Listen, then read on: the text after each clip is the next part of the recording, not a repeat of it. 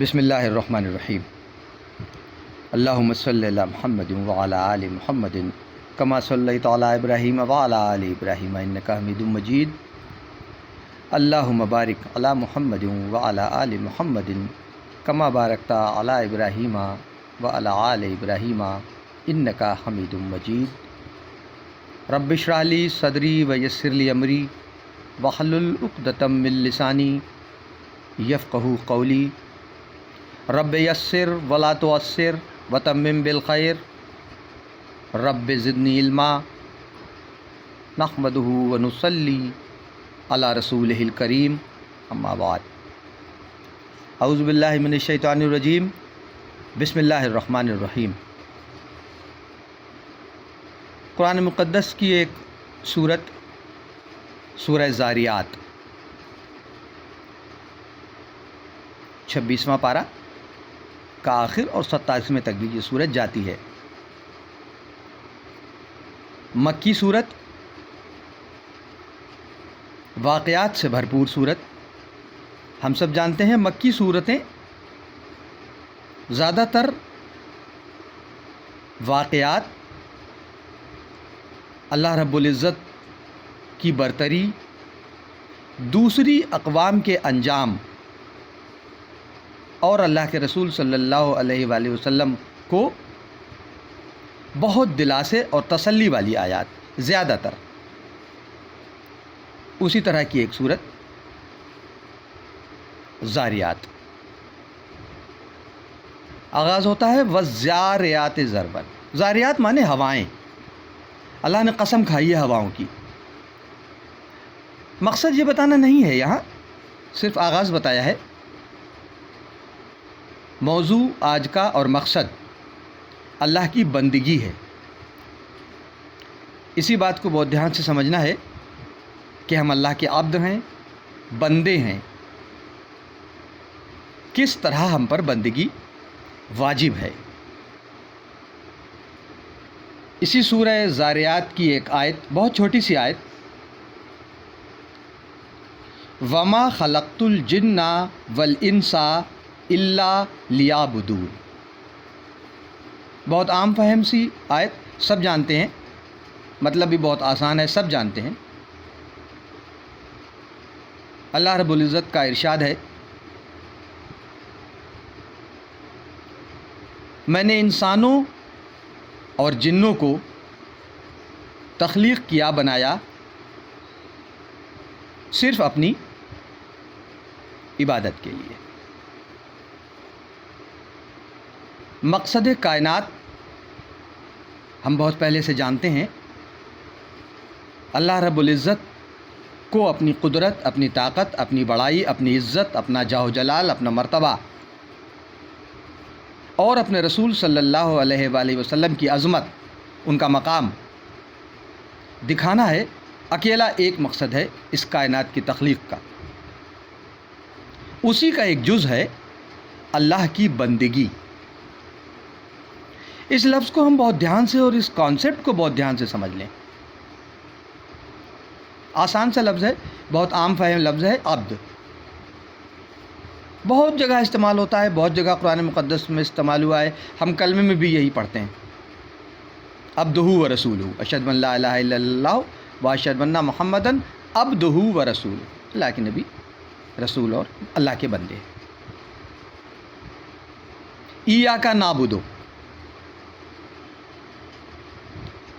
سورہ فاتحہ میں بھی اس لفظ کا استعمال، ایاک نعبد، ایک وعدہ ہے اللہ سے، ہم تیری ہی عبادت کرتے ہیں۔ وہی بات وہاں بھی ہے۔ اقرار ہے کہ ہم اللہ کے بندے ہیں۔ اصل مطلب بندے کا ہم سمجھ لیں، ہم اللہ کے غلام ہیں۔ یہاں سے بات کا آغاز کریں۔ غلام کے کانسیپٹ کو اپنے ذہن میں لائیں۔ دنیاوی اعتبار سے پہلے تو لائیں۔ 1400 سال پہلے کا پس منظر دیکھیں۔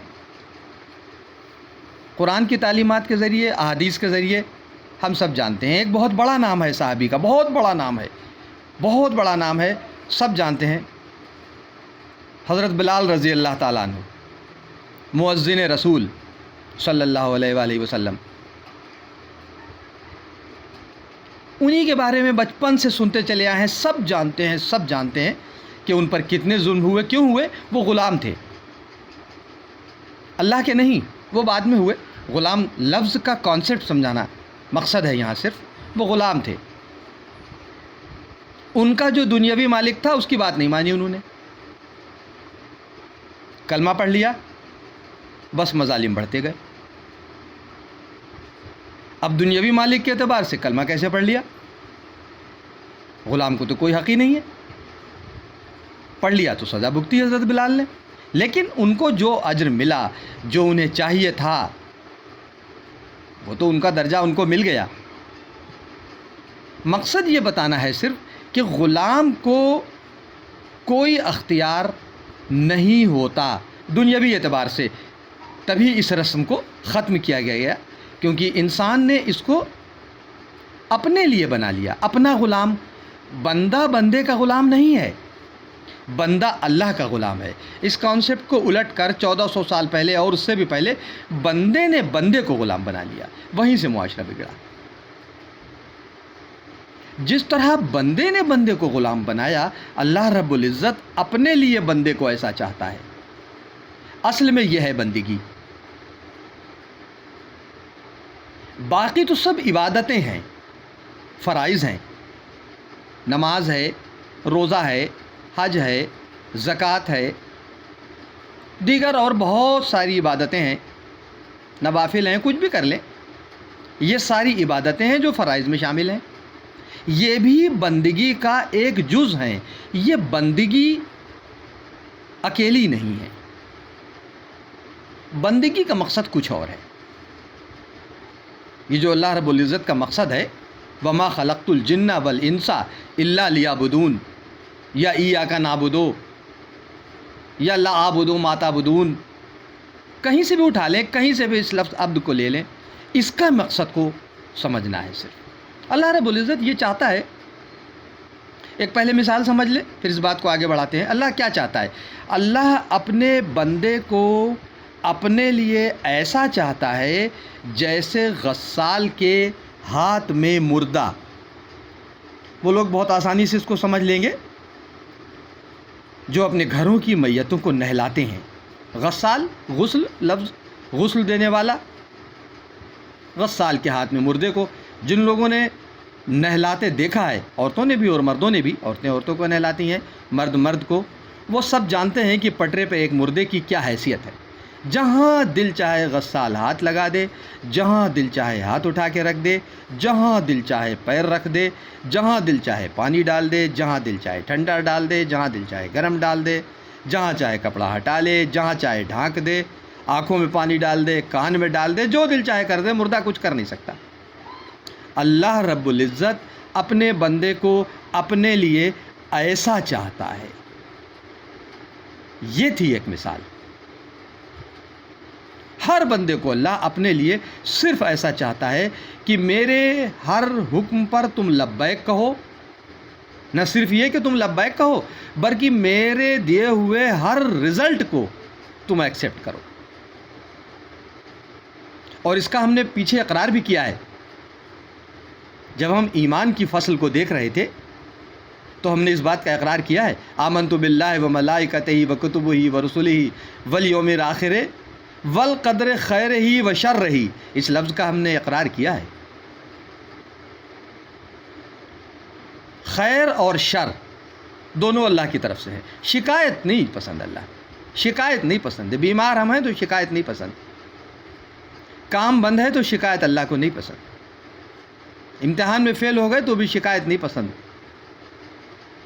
لوگوں سے لڑائی ہو گئی، ہم سے ناراض ہیں، ہماری پٹائی ہو گئی کہیں، اللہ سے کو شکایت نہیں پسند۔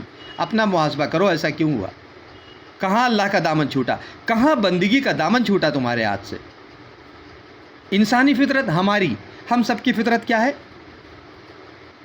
بہت جلدی صبر کا دامن ہاتھ سے چھوٹ جاتا ہے، نظر اپنی محنت آتی ہے، کیونکہ ہم نے توقع جس رزلٹ کی لگا رکھی تھی وہ رزلٹ نہیں ملا، کیونکہ اللہ جانتا ہے یہ محنت اس رزلٹ کی یہ نہیں تھی.